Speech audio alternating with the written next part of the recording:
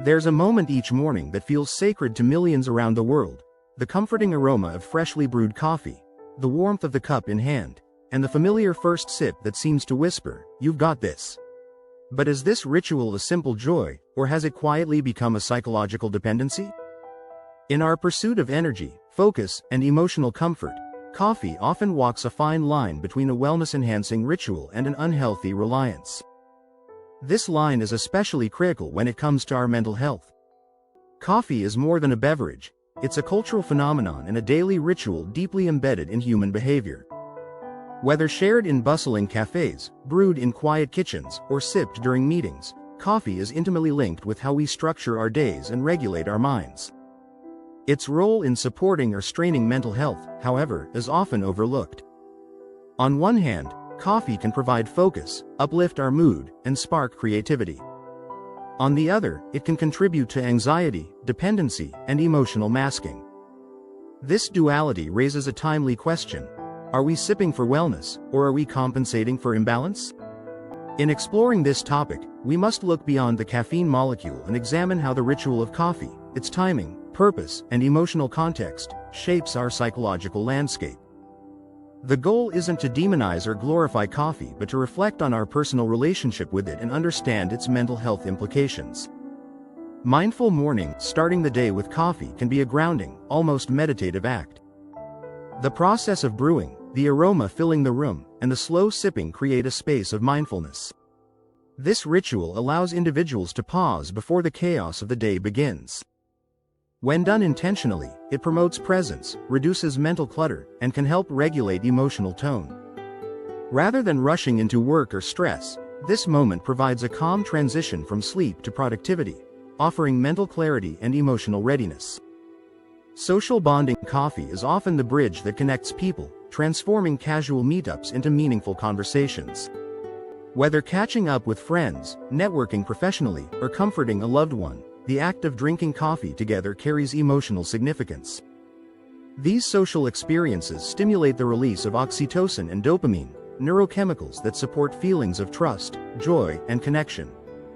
In this way, coffee contributes indirectly to mental well-being by encouraging human interaction, reducing loneliness, and reinforcing emotional support systems.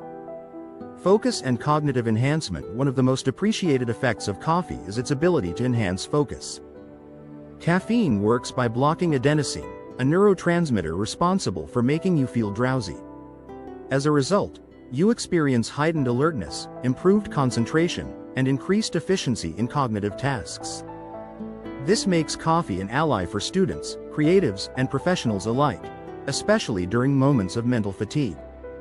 However, this benefit is most effective when coffee is used purposefully, not habitually or reactively. Dopamine activation: caffeine stimulates the brain's reward system by boosting dopamine levels, which in turn contributes to improved mood, motivation, and a sense of satisfaction. This can be especially helpful during low-energy periods or emotionally flat moments, offering a gentle nudge out of inertia. When consumed in moderation, coffee becomes an emotional uplift rather than a crutch, encouraging a positive outlook and supporting short-term mental wellness. Anxiety amplification: while coffee can sharpen the mind, it can also push it into overdrive. For people prone to anxiety or panic disorders, caffeine's stimulating effects may amplify stress. Symptoms such as jitteriness, rapid heartbeat, restlessness, or nervous thoughts can mimic or trigger anxiety episodes.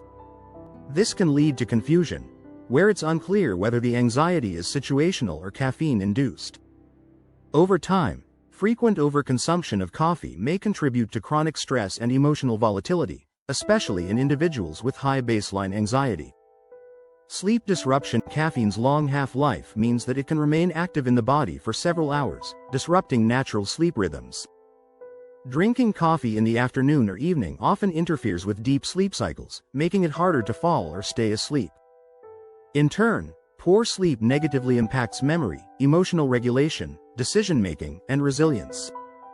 A consistent pattern of caffeine-related sleep loss may create a cycle where coffee is needed to offset fatigue, further deepening the reliance. Dependence and withdrawal: regular caffeine consumption often leads to tolerance, meaning you need more to achieve the same effects. When intake is suddenly reduced or stopped, withdrawal symptoms such as irritability, headache, brain fog, and low mood can occur. This dependence can trap individuals in a loop where coffee is no longer a choice but a necessity just to feel normal. The mental reliance on coffee can then mask deeper issues such as burnout, emotional fatigue, or inadequate self-care. Emotional band-aid in stressful or emotionally demanding situations, coffee is sometimes used not as a mindful ritual but as a way to push through discomfort. Whether it's powering through deadlines, avoiding emotional reflection, or masking exhaustion, coffee can become a coping mechanism. Instead of addressing the root causes of fatigue or stress, individuals rely on caffeine to maintain function. This over-reliance may delay emotional healing, create a false sense of energy, and lead to long-term psychological strain. How to tell? Ritual or reliance? The line between ritual and reliance can be subtle but revealing. If you find joy in the process of making coffee, can comfortably skip a day, and use it to enhance already healthy routines, you're likely in the realm of ritual. But if you feel irritable without it, use it to replace rest or comfort, or find yourself increasing your intake over time, it may be more of a reliance. Self-reflection is key. Why are you reaching for the cup, and what would happen if you didn't? Finding balance. Mindful coffee practices. Cultivating a healthy relationship with coffee starts with setting boundaries. Limiting intake to 1 or 2 cups a day, ideally before early afternoon, reduces the risk of sleep disruption and overstimulation. Choosing decaf or half CAF options allows for enjoyment without excessive caffeine. Practicing mindfulness. By savoring the flavor, inhaling the aroma, and staying present, helps transform consumption into a grounding ritual.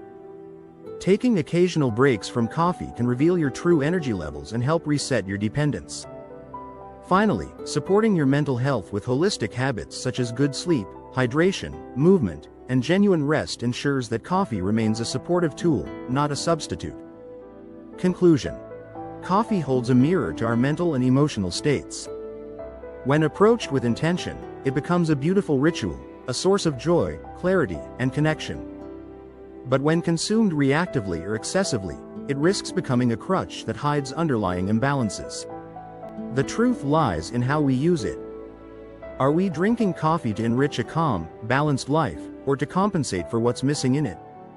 Recognizing this difference empowers us to make conscious choices that support true mental well-being. In the end, coffee is neither hero nor villain, it is simply a companion. And like all companions, its influence depends on the relationship we cultivate with it.